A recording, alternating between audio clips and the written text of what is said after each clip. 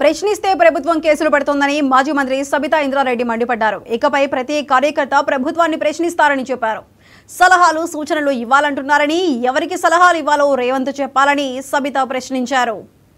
CI గారు, ACP గారు ప్రవర్తించిన తీరు చూస్తున్నాము.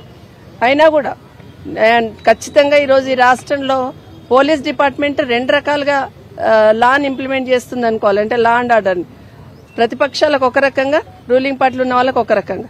ఎందుకంటే ప్రతిపక్షంలో ఉన్న వాళ్ళకి అప్లికేషన్ ఇవ్వడానికి వెళ్తే కూడా పోలీస్ డిపార్ట్మెంటే కాపాడాల్సిన న్యాయాన్ని, ధర్మాన్ని కాపాడాల్సిన పోలీస్ డిపార్ట్మెంట్ ఈరోజు కేసులు పెడుతున్న విషయం ఒక సైడ్ అయితే, ఇంకొక సైడ్ రూలింగ్ పార్టీలో ఉన్న మామూలు పర్సనల్ కూడా కంప్లైంట్ ఇస్తే గౌరవ శాసనసభ్యులు హరీష్ రావు గారి మీద కేసు పెట్టిన సందర్భాన్ని గమనిస్తా ఉన్నాం.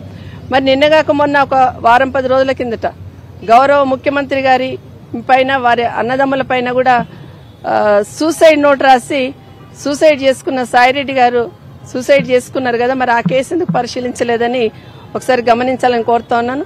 ఎవరైతే ప్రశ్నిస్తారో, ఎవరైతే ప్రభుత్వాన్ని అడుగుతున్నారో వాళ్ళ మీద కేసులు పెట్టి అక్రమంగా నిర్బంధించి భయభ్రాంతులకు గురి చేయాలని ప్రయత్నిస్తున్న ఈ ప్రభుత్వాన్ని ఖచ్చితంగా కింది స్థాయిలో ఉన్న ప్రతి కార్యకర్త కూడా ప్రశ్నిస్తారు. కేసులకు భయపడో, దేనికి భయపడో వెనక్కిపోతారని మాత్రం ఈ ప్రభుత్వం ఊహించుకోవద్దు. ఖచ్చితంగా ప్రశ్నిస్తూనే ఉంటాం, ప్రజల పక్షాన పోరాటం చేస్తూనే ఉంటాం. అట్లాగే ఒక ఎమ్మెల్యే పోయి కూడా కంప్లైంట్ ఇచ్చే అధికారం ఉంటుంది కదా పోలీస్ స్టేషన్లో. మరి స్టేషన్